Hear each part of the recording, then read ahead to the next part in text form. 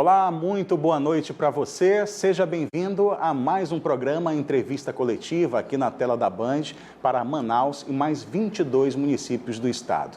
Eu sou Neto Cavalcante, jornalista, editor-chefe de jornalismo aqui da Band.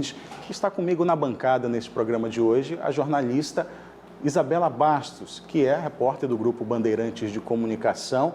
E o assunto hoje aqui na Entrevista Coletiva é saúde mental, principalmente nesta pandemia, quais são os reflexos disso. Para conversar com a gente, nós convidamos o psicólogo clínico Eduardo Honorato, que é PhD em saúde pública. Muito boa noite para você, Eduardo. Seja bem-vindo ao nosso programa.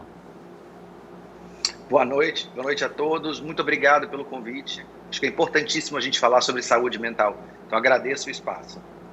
E esse espaço, Eduardo, ele surge justamente no momento em que a gente está aí há quase um ano com o mundo virado de ponta cabeça por conta da pandemia da Covid-19 e, claro, ninguém estava preparado para isso e acredito que a consequência de tudo que a gente está vivendo ainda não veio à tona, né? As pessoas falam em uma epidemia oculta.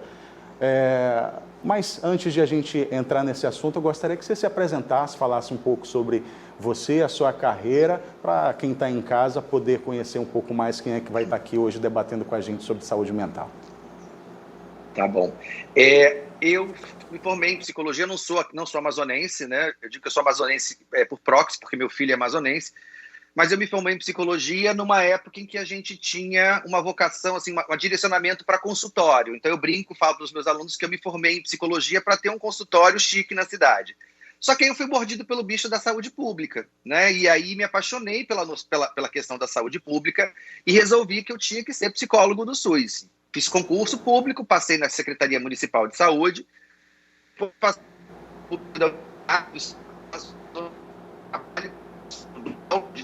A gente teve uma pequena interrupção no sinal, Eduardo. A gente entendeu até quando você falou que fez o concurso público, né? Está concursado da Censa, Secretaria Municipal de Saúde da capital. Vamos ver se a gente já retornou o contato. Você pode continuar. Está me ouvindo agora? Consegue? Perfeito? Tá. E aí eu fui para a Universidade do Estado do Amazonas, também pela paixão pela saúde pública, e comecei a atender no SUS. Então, os últimos 10 anos eu atuo como psicólogo do SUS, né? Sempre atuei como psicólogo do SUS, não tenho consultório particular, não faço atendimentos online. O meu foco sempre foi a saúde mental como um direito, né? Como um direito do cidadão no Sistema Único de Saúde, como parte dessa concepção de que saúde mental também é saúde. Então, a gente tem que ter saúde mental no Sistema Único. Então, eu passei esses últimos... Oi? E atualmente, você está atuando na saúde pública ainda mais em que área específica? Sim, então, com essa questão da pandemia, né, muitos foram remanejados. Eu continuo na Censa, mas eu fui alocado numa unidade que faz reabilitação para pacientes que tiveram Covid. Tanto do ponto de vista da fisioterapia, que tem um grupo de fisioterapeutas, mas também tem psicólogos. Então, eu atendo pessoas que tiveram Covid, com quadros graves, com sequelas físicas, e eu trato a parte psicológica deles. Além de atender alguns profissionais da linha de frente que demandam, né, que estão lá, médicos, enfermeiros, maqueiros, motoristas de ambulância, pessoas que estão com sofrimento psicológico grande, mas que estão trabalhando também, né? A gente tem que cuidar da cabeça de quem cuida da gente. Esse é um ponto fundamental, né? Quem está lá na primeira linha, na frente de batalha, precisa de... Deu uma travadinha de novo. A gente ouviu até a parte que você falou que a gente precisa cuidar da cabeça de quem cuida da gente. Eu concordo muito. E, inclusive, existem estudos feitos desde o início da pandemia, no ano passado, que falam sobre os impactos psicológicos do Covid. Não só a questões de memória e outros pontos, cognição, mas também impactos como, por exemplo, crises de ansiedade, depressão. Teve um estudo feito na Itália ano passado, com um número X de pacientes que eu não me recordo, que comprovou que 55% deles manifestaram problemas psiquiátricos desse tipo e psicológicos após o Covid, principalmente ansiedade e depressão. A gente vê muito isso, Edu? Na verdade, é o que a gente mais vê, né? Eu tenho falado isso bastante com os pacientes, que é assim, tá todo mundo ansioso e tá todo mundo triste, né? A gente está no meio de uma guerra, né? É como se a Primeira Guerra, ou a Segunda Guerra Mundial tivesse acontecendo na nossa cara e as pessoas estão morrendo e morrendo, e é normal as pessoas estarem ansiosas, estarem tristes nesse momento, né? Mas as pandemias, e essa não é a primeira pandemia, a gente tem historicamente outras, né? Vários estudos de outras pandemias e dessa agora, que comprovam que as pandemias são chamadas de desastres de saúde mental. O que vem depois, né, que é a onda de saúde mental, é uma porrada muito mais forte do que a gente possa imaginar. Porque, assim, hoje está todo mundo só com ansiedade e depressão. Tem um estudo muito recente que foi feito com prontuários de pacientes que tiveram Covid, que mostram a incidência de transtornos psiquiátricos graves, esquizofrenia, decorrentes da questão da Covid. Então, assim, a gente tem as pessoas que tiveram Covid, que têm questões mais fortes de ansiedade, depressão, algumas com sequelas cognitivas, bastante afetadas emocionalmente, e a gente vai ter também o pessoal do pós-Covid, quando passar a pandemia, né? E aí a gente vai ter o estresse pós-traumático. Só para vocês terem uma ideia, as técnicas que a gente trabalha no consultório, que eu estou trabalhando no consultório hoje, que a gente chama de psicoterapia breve focal, são as técnicas que foram desenvolvidas do pós-guerra. É a mesma técnica que foi utilizada no pós-guerra, é a mesma técnica que é utilizada com soldados americanos que voltam das guerras traumatizados. Então, essas pessoas que eu atendo, que ficaram entubadas, que ficaram dias numa UTI, que presenciaram um parente ser entubado dentro de uma unidade, sabe? Assim, eles viveram momentos de terror. E a gente, sem contar, né, aquelas pessoas assim, que morreram 4, 5 pessoas de uma família, 6 pessoas de uma mesma família, deixando um sobrevivente só. A gente chegou a um momento, né? Eu fiz um vídeo essa semana, no início dessa semana, eu acho. Né? No início dessa semana eu fiz um vídeo em que eu falava sobre essa questão do luto, né? É muito difícil algum amazonense não ter perdido um parente ou amigo. Eu não conheço ninguém ainda. E aí, assim, todo dia você abre as redes sociais, é uma foto de luto, é um pedido de ajuda para conseguir pagar a UTI.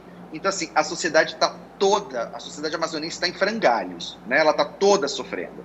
E a gente tem que pensar assim, isso é só o começo de um tsunami de estragos em saúde mental que a gente vai ter pela frente.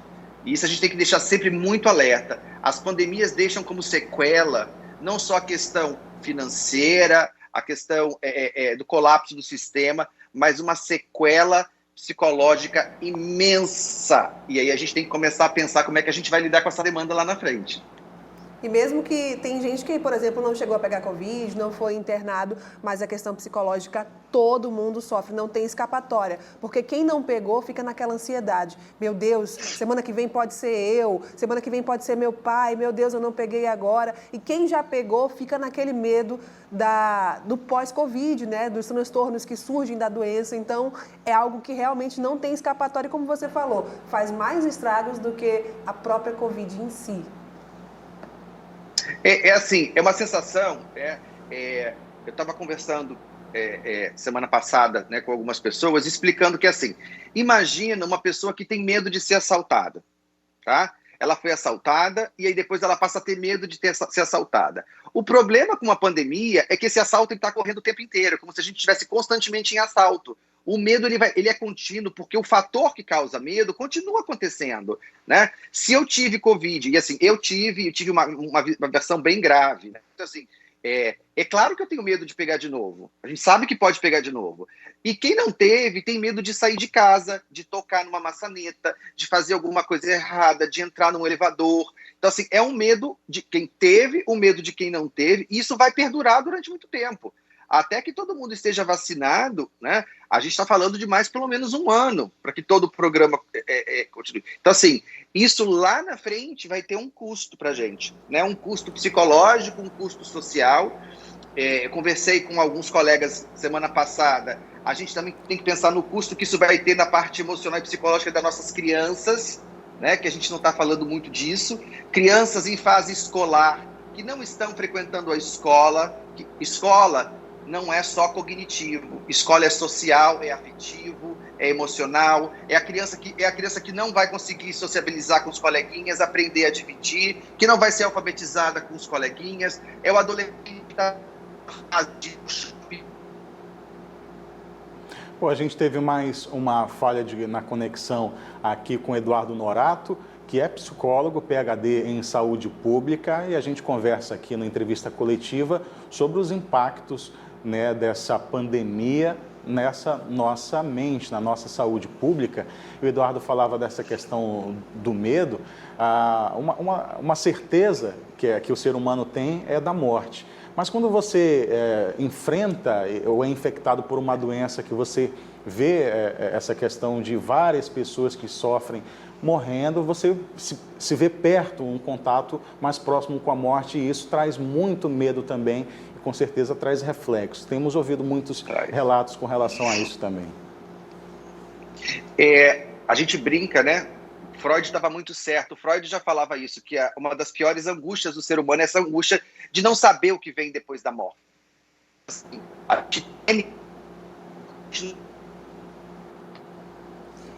Bom, a gente está com mais uma falha aqui. A entrevista coletiva vai fazer um breve intervalo. Em 2 minutos a gente restabelece conexão e volta aqui com o Eduardo Norato, psicólogo, para falar mais sobre saúde mental nesta pandemia. Rapidinho.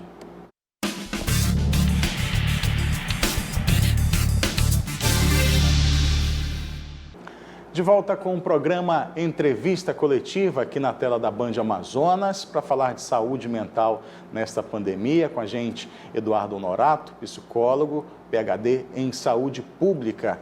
A gente conversou bastante já no primeiro bloco, fazendo esse panorama de como é que estão sofrendo as pessoas que tiveram Covid-19, estão tendo contato diário também com as pessoas que estão em tratamento com a doença nos hospitais. Mas, Eduardo, a gente passa por esse momento de pandemia, com muita coisa ainda por acontecer. E como é que está a nossa saúde pública? Falando de políticas públicas, como é que a gente tem se preparado ou pode se preparar, até olhando para a história, como está sendo feito aí nas consultas com esses profissionais de saúde? O que pode ser feito para a gente preparar o nosso SUS para atender também o público que vai ou que essa está demanda, sofrendo com a né, saúde que vai mental? Chegar. Eu acho que esse é um ponto fundamental, porque assim, é uma das coisas que a gente tem falado enquanto categoria profissional, que é notável, é notório, né, o colapso de saúde mental coletivo que a gente vai ter, tanto por toda a sociedade, né? E a gente tem que ter esse entendimento de que saúde mental também é saúde. Então a gente tem que preparar as unidades de saúde com psicólogos, com assistentes sociais, com pessoas que possam acolher essas pessoas e dar o acompanhamento necessário. Preparar mais os médicos para trabalhar em saúde mental. Manaus é uma cidade que tem pouquíssimos psiquiatras, né? A Secretaria de Saúde parece que recentemente qualificou os médicos em saúde mental. A gente vai precisar de muitos médicos habilitados em saúde mental, muitos psicólogos e muitos assistentes sociais, muitos enfermeiros habilitados em saúde mental, porque a gente vai precisar acolher essa população. Porque, por enquanto, a gente acolhe os profissionais de saúde e a gente está acolhendo também as pessoas que tiveram sequela. Mas é a população inteira que vai precisar de acompanhamento depois. E a gente não está preparado para isso. Não é todo local que tem psicólogo, não tem psiquiatra, e a gente precisa. Na verdade, né, Eduardo, quando a gente fala não é todo local que tem psicólogo, a gente vê, por exemplo, os profissionais que estão na linha de frente, são poucos os hospitais que dispõem de um psicólogo para ouvir. Nossa, se já está difícil para quem está em casa, no home office, no isolamento, para quem está na linha de frente, os profissionais da saúde, segurança pública, pessoal da limpeza pública, dos cemitérios, jornalistas. Nossa, eu confesso que eu estou impactada assim para o resto da vida e mais um pouco com o que a gente viu, porque nós também, de certa forma, éramos linha de frente e presenciamos muita coisa. Chegamos a entrar em alguns hospitais para acompanhar a abertura de leitos, outras vezes na porta mesmo. Então, para esses profissionais, eu acho que a reabilitação ela tem que ser diferenciada, intensiva e contínua, de certa forma. Assim, eu sei que a Secretaria Estadual de Saúde contratou psicólogos e mandou para os hospitais. Então, tem uma força-tarefa atuando nos hospitais agora com os profissionais lá mesmo em loco, né? O que tem sido oferecido muito é ajuda online, né? Os grupos do Brasil inteiro têm ofertado a terapia online, mas a gente sabe que para alguns casos a gente precisa do profissional presente, né? E a gente vai ter que montar linhas de frente, né? De intervenções psicológicas com mais profissionais. É assim, gente, Manaus tem 10 mil psicólogos. 10 mil psicólogos formados, mas eu acredito que no serviço público da saúde, eu acho que a gente não passe de 200, eu estou chutando um número. Então, a gente tem mão de obra, a gente tem. A gente precisa agora de interesse da gestão pública para que as pessoas possam atuar e possam acolher os coveiros, né, os motoristas de ambulância, o pessoal da segurança pública, os jornalistas, assim, né, que seriam grupos prioritários, porque sofreram mais, porque sofrimento a gente não consegue mensurar, né? Mas a gente precisa também atender a dona Mariazinha da comunidade que perdeu o marido e os 3 filhos, né? A gente precisa também atender a pessoa que mora no bairro, que perdeu a esposa e que está sozinho com uma filha para criar de 2 anos. Essas pessoas também precisam de atendimento. E quem é que vai atender?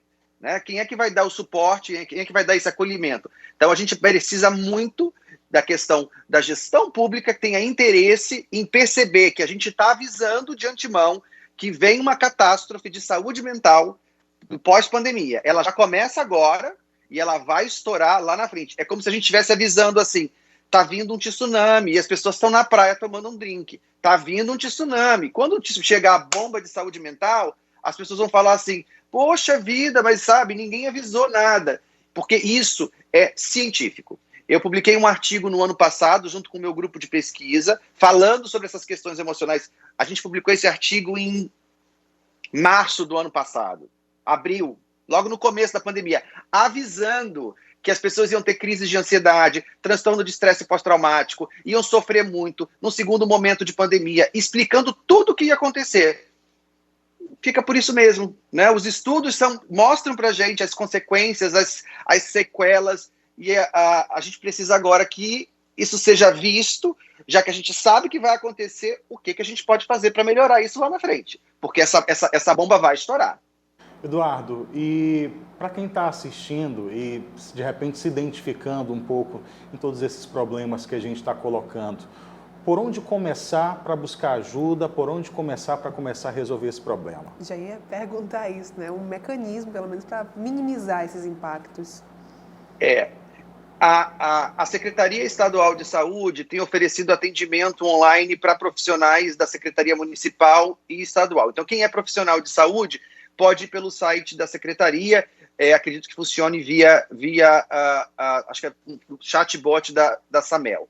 Outra possibilidade é através dos atendimentos que são oferecidos online. Tem dezenas de grupos que oferecem atendimento online. Porque, assim, se você passar por um atendimento online e eles perceberem que a sua demanda é uma demanda que precisa do contato real, aí eles vão encaminhar. Porque, assim, poucos psicólogos estão atuando presencialmente. A maior parte dos meus colegas estão online, porque é uma questão de segurança, né? Mas é feita uma triagem, né? Tanto pela Secretaria Municipal de Saúde, como pela Secretaria Estadual de Saúde. Os casos, tem psicólogos de plantão em casa, atendendo essas pessoas e dando um amparo, e aí os casos mais complicados são encaminhados. Lembrando que, claro, a gente tem uma rede de saúde mental na cidade, que é composta pelos CAPS, pelo Eduardo Ribeiro, e essa rede ainda está funcionando, né? Ela ainda está funcionando para os casos mais graves. Mas aqueles que precisam só de uma escuta momentânea, de uma técnica de redução de ansiedade, é só um pico de ansiedade. Porque, assim, uma coisa que eu falo para todo mundo, todo dia, tá tudo bem, não tá nada bem. Tá tudo bem, todo mundo tá ansioso, tá tudo bem você tá com angústia, você tá com insônia, né? Porque todo mundo tá assim, porque a gente está vivendo uma guerra.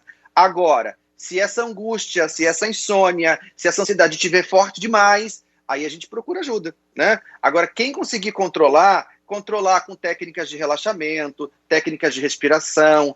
Eu sempre posto alguns vídeos na internet orientando o processo de respiração, técnicas para se acalmar, porque lembrando, a gente está no meio de uma guerra. O problema é que ao invés de bomba, a gente escuta sirene de polícia e de ambulância. Então,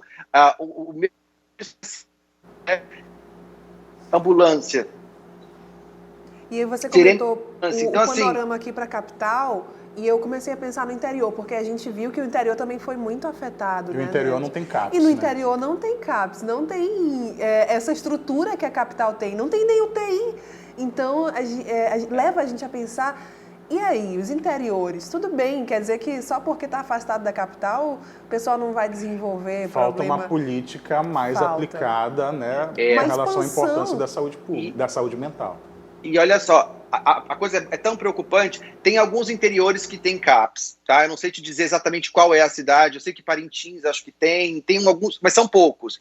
Agora, assim, você imagina, a gente não consegue dar... Você tá vendo que a minha internet tá uma porcaria hoje, né? E eu tô aqui, né, na capital. Você imagina tentar fazer atendimento online com quem tá no interior. Nem isso a gente consegue oferecer direito para eles. Entendeu? Então, assim, na primeira onda, a gente tentava oferecer atendimento online, a conexão caía, aí a gente tentava fazer pelo telefone, o celular caía. Então, assim, vai ser mais ainda, a gente não consegue pensar ainda nem como alcançar o interior, né? Porque tem cidades que a internet não está funcionando direito ainda, não tem rede de saúde mental, mas as pessoas morreram lá também, as pessoas vivenciaram essa guerra, né? Então, pensar, assim, é um outro problema ainda que a gente vai ter que pensar lá na frente. Como é que a gente vai alcançar essas pessoas? Eduardo, eu tenho ouvido um termo que chama síndrome pós-Covid, né? O que a gente pode identificar dentro dos sintomas aí que são identificados nessa síndrome, que a gente deve cuidar agora já de pronto, porque não dá para descuidar justamente? Eu vou falar assim da parte psicológica, que é a parte que eu domino, porque essas síndromes pós-Covid tem várias, né? Várias até calvície, tem a parte cardiológica, desde a parte cardiológica até a parte, sabe, pessoas que ficaram hipertensas, tem várias sequelas, porque é um quadro que ataca vários sistemas.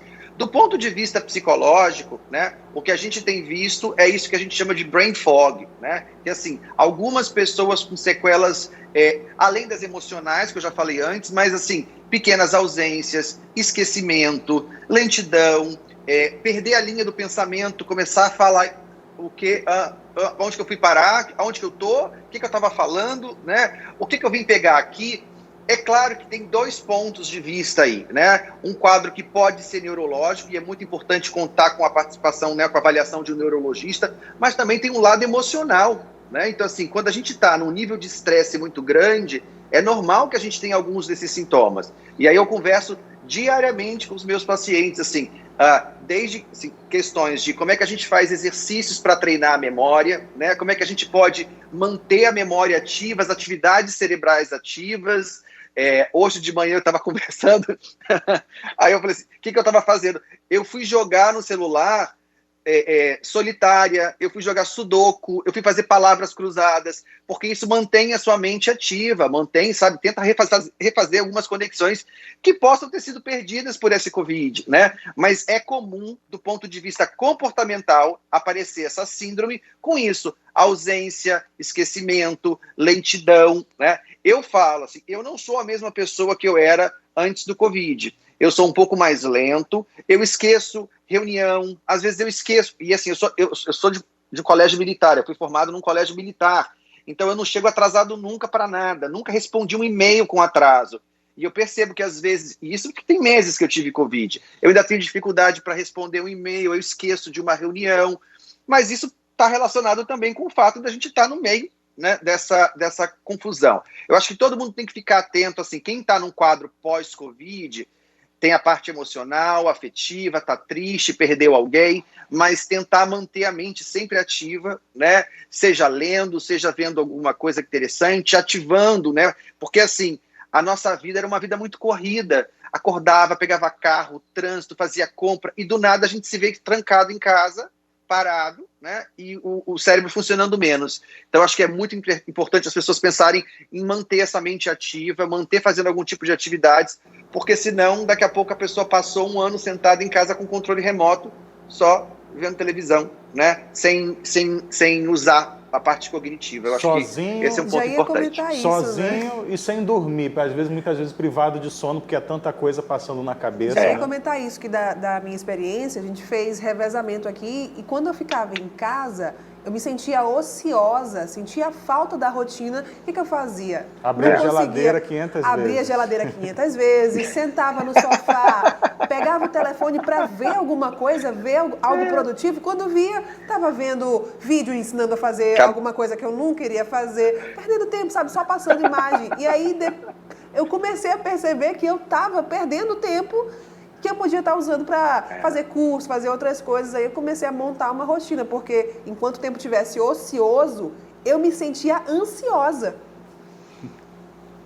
Na verdade, assim, isso é uma coisa muito importante. A gente trabalha com os pacientes que é assim, manter uma rotina sempre, porque senão você começa a trocar o dia pela noite, você começa a assistir televisão de madrugada, daqui a pouco você está vendo vídeos de como fazer artesanato com arroz japonês, que você não tem o menor interesse naquilo, né? Aí você vai dormir às 7 da manhã, aí você vai virando, troca a noite pelo dia, o almoço vira o jantar, e a gente não pode esquecer que assim, e isso eu trabalho com todos os meus pacientes, até os que estão na linha de frente, quem não dorme, surta. A pessoa, quando não dorme, ela surta ao longo do tempo, né? Então, assim, todo mundo precisa de uma noite de sono. E assim, tá tudo bem se você tem insônia 1 dia, 2 dias na semana. Agora, se começar a ter insônia todo dia, ou tá trocando o dia pela noite, seu corpo vai sentir e a sua mente vai sentir. Então, mesmo quem tá em casa, em home office, ou tá de folga e tal, é manter uma rotina de acordar num horário, de almoçar no horário, porque isso faz com que a sua mente mantenha aquela regularidade, né? Então, assim, eu tô de folga, eu tô de férias, eu tô em casa, mas eu acordo, não precisa acordar às 6 da manhã, não. Você pode acordar às 8, às 9, almoçar no horário, manter essa rotina, porque a gente não tem a rotina anterior de acordar, de sair para o trabalho, né? Porque senão, gente, às vezes a gente fica assim, que dia da semana é hoje? Tanto faz se é domingo ou se é segunda, porque, né, eu não vou fazer nada mesmo. E aí, assim, manter algumas coisas. Não, eu brinco aqui em casa que, assim, na sexta-feira, né, eu posso, à noite, tomar uma cerveja e comer uns vinhos e alguma coisa. Como se fosse uma sexta-feira normal, sabe? Mesmo que esteja dentro de casa, a sexta-feira é um dia especial. No sábado, se a gente sairia para jantar, a gente pede uma pizza.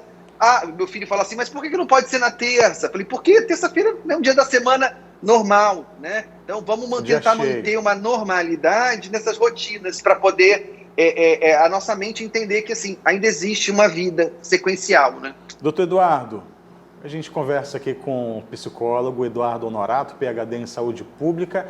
Nosso tempo chegou ao fim. Agradecer a Isabela Bastos pela participação aqui na entrevista coletiva. Agradecer a você, Eduardo, por se dispor a atender o nosso pedido, participar do programa hoje com a gente.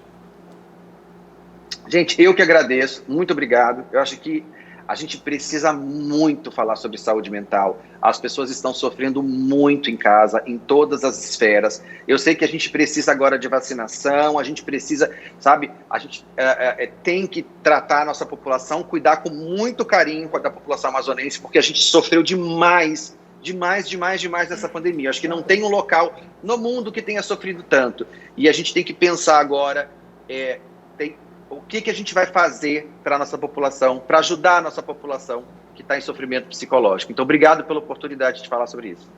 Muito obrigado, boa noite a todos. E como o doutor Eduardo disse, está tudo mal, está tudo bem, não está tudo bem, mas tudo isso vai passar, é o que a gente espera. Boa noite a todos, muito obrigado pela presença, pela sua audiência aqui no Entrevista Coletiva. A gente está de volta na próxima semana.